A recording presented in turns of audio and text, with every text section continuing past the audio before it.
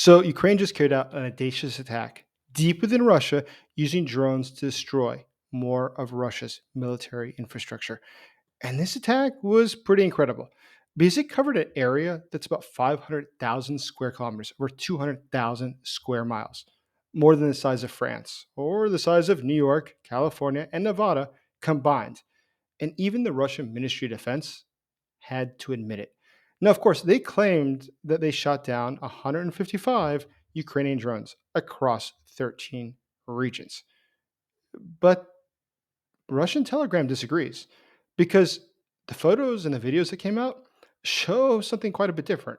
They show not that the Russian authorities successfully shot down the drones, but rather it shows that there was major fires, explosions, and visible damage at the factories that some of the drones did reach.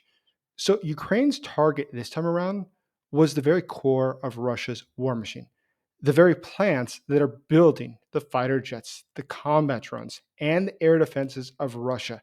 And according to the Kiev Post, in whose office I sit right now here in Kiev, Ukraine, one of the targets for Ukraine was the Lukhovitsy Air Plant that's located in southeast Moscow. That's the very facility that assembles the MiG 29s, the MiG 35s, the very frontline aircraft for the Russian military. It's also used to modernize the MiG 31s. But there's something else there that's very important. It's been involved in the production as well as refurbishment of Shahed and Garin drones that are used currently to kill civilians in Ukraine. Ukraine is brilliantly destroying Russia's ability to wage war. Though Russia is a much larger country, Ukraine is fighting much smarter, much more strategically, and it's having a big impact. So, without that plant, the Lukhovitsky, Russia cannot scale up its fighter productions, and any damage done to it there is going to delay all of its future deliveries of the aircraft. So, according to Astra, which is a Russian telegram channel, one of the strikes by the Ukrainians caused a wall to collapse, and a compressor station there inside the plant exploded. Russia has already struggled to produce more aircraft, and since the sanctions kicked in 2022, it's just gotten worse and worse. In fact, already now 3 years ago, airmen, pilots in Russia were told to use the brakes on their airplanes sparingly because it was very hard to get new ones. So just imagine trying to build a new airplane from scratch. Where do you get the avionics, the radar modules, the engine components? It's very hard when you're under sanctions, but it's much harder when the Ukrainians are blowing up your capacity to assemble whatever you can find. And at this point, the incomplete jets and the slow rollout of them for the Russians has become politically embarrassing. It's been an ongoing problem for them. But it's not just that these airplanes were struck or this is a one time hit. This is going to make it hard for Russia for years to come. You see, Russia doesn't have replacement parts for a lot of their factories because it was produced in the Soviet Union. And since then, there's been no more demand. So when a plant gets blown up or machines are blown up at the plant, Russia can't just go out and buy a new part. There might not be new parts, which means that some of these attacks could cause generational problems for the Russian military, that it takes a decade or two to rebuild back to what they had before. But there's another target that the Ukrainians also had during this huge attack, and that was the Kronstadt drone factory. That is the flagship drone factory for the Russians, located in Dubna. So that produces the Orion and Sirius combat drones. That's Russia's top end drones. Those are the ones that are used for the very long range flights, their surveillance, the battlefield targeting, and also the guided precision strikes. So when you destroy that factory, when you destroy Russia's ability to have that key type of drone, that's not just a little deal, that's a big deal. Because that also hurts Russia's ability to conduct coordinated drone warfare. Kronstadt has already been targeted by the Ukrainians before. Back in May, just a couple months ago, it was in fact attacked. And now the Ukrainians came back to see if they could get the job done. So this will hurt Russia's ability to see the battlefield and to carry out attacks, to successfully strike. Russia's sight into the battlefield, its ability to see what's happening further ahead, to do reconnaissance, is lost if it does not have these drones. The artillery that Russia uses, which kills civilians as well as soldiers, it becomes blinded. And ultimately, even their missiles lose their precision. So, no other Russian plant currently is producing that level of high performance drones, at least not on a similar scale. So, when we look at what's happening, we see something very big, and that's that Russia is in fact losing, despite what they'd like you to believe. My name is Jason Smart. I'm a correspondent for the Kiev Post. And there's been a lot of big news coming out of Russia and a lot of great photos of Russian military industrial complex burning. And that's why we're making this video today. So people understand what's really going on inside of Russia and what's really going on here in Ukraine. Because once you understand why Ukraine is fighting and also why Russia must be defeated, it's very clear why we should all be supporting Ukraine. Because ultimately, Russia's objective is not a war with Ukraine. Russia's objective is a war with the West, a war that it believes it is already fighting.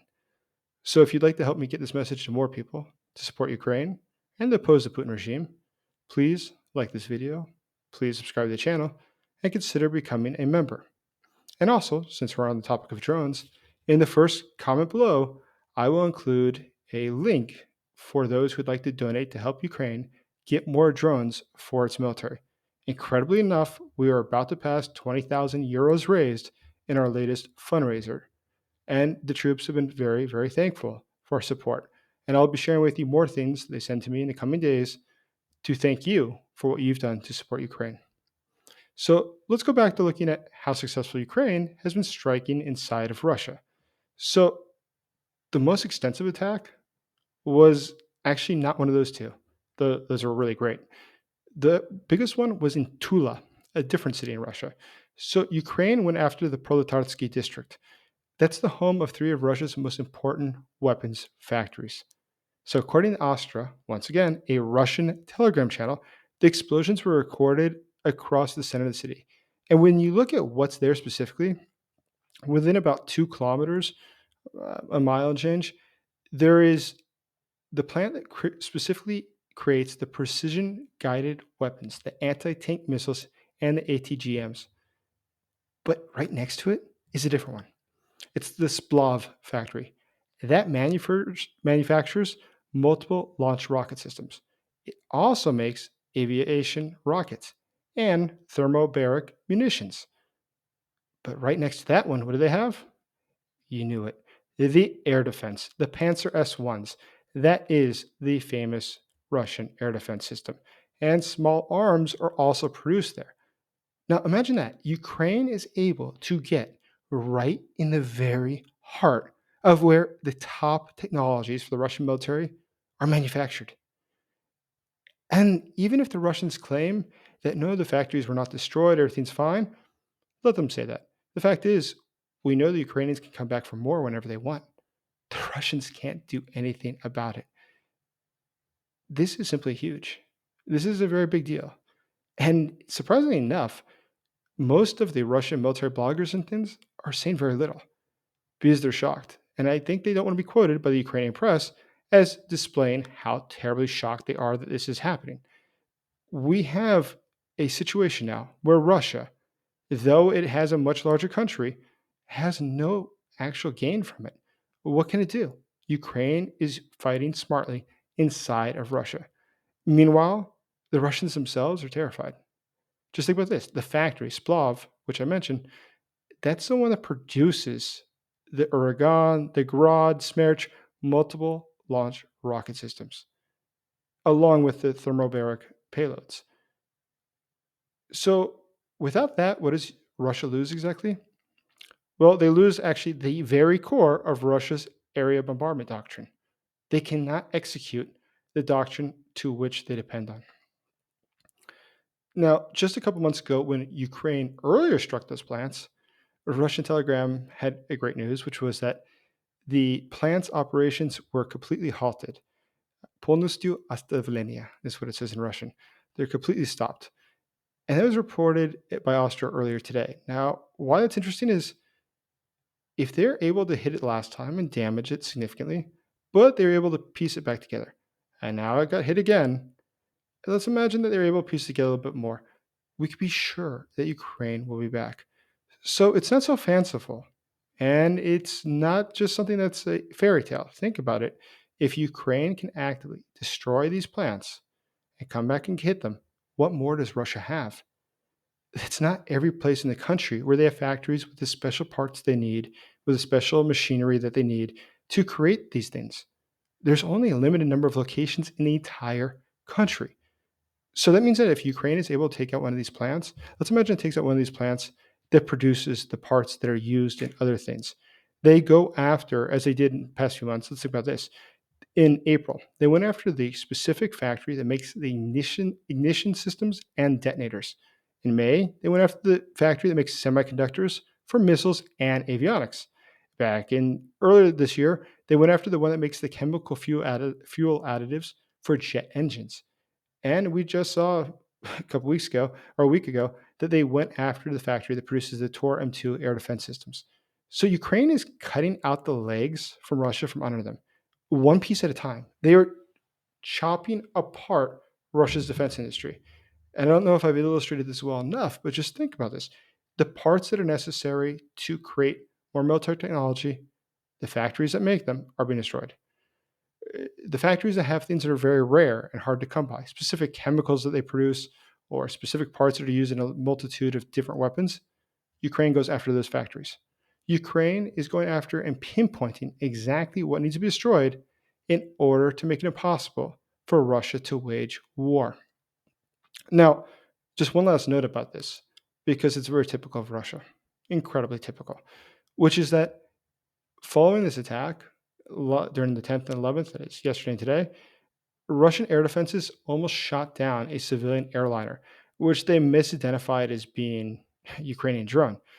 So, incredibly enough, Ukrainian OSINT channels flagged there was a burst of noticed airmen, NOTAMs, rerouting the air traffic. And there was clearly some sort of radar confusion near Tula and Tver and Moscow. So, Charter 97, which is a Belarusian anti Lukashenko living abroad newspaper, says that it was a Belarusian airplane that almost got shot down. And that actually fits a pattern for Russia. They have shot down more civilian aircraft, I'm quite sure, than any other country in history. And just to remember which ones those were, in 1983, the Soviet forces shot down Korean Airlines Flight 007, killing all 269 civilians aboard.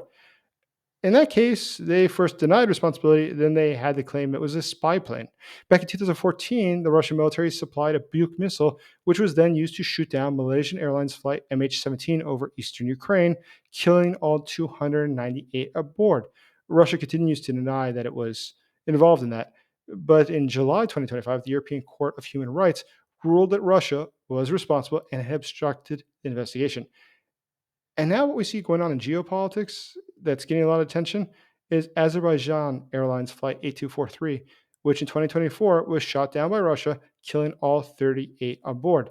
And recently, leaked communications have come out where it becomes very clear that Russia was behind that as well. So, what does that mean? Well, currently we see that Russians are worried. They don't understand what they can do to stop these flights, these drones attacks by the Ukrainians inside their country, and they're getting trigger happy, which is probably a good sign that they're nervous, but also something that's very dangerous because you don't want to just shoot down aircraft. That turns out badly. But the Russians themselves don't know what else to do. They're failing at defending their own country. So let's not even think about what's happening in Ukraine. Think about inside of Russia. How do you think that the average citizen of Russia feels today when they look out the window and they see a drone fly by? Or they open Telegram and they see all of a sudden explosions in the downtown area or explosions at their key, most important defense networks in the entire country. Do you think they can really believe that the government is going to be able to protect them? The government cannot protect the very factories that are necessary for the defense of the country. They cannot defend the factories that produce the air defense for Russia. So if you can't protect your air defense, it's probably a good sign that air defense is going to have some problems. So either way, looking ahead, this is all very good news. And it's all a sign that Ukraine is on the right track, despite what the naysayers say. So as always, please like this video. Please subscribe to the channel. And if you'd like, you can today become a member of the channel. And if you'd like, please do make a donation to support Ukraine in getting more drones. Thank you so much. Have a great day.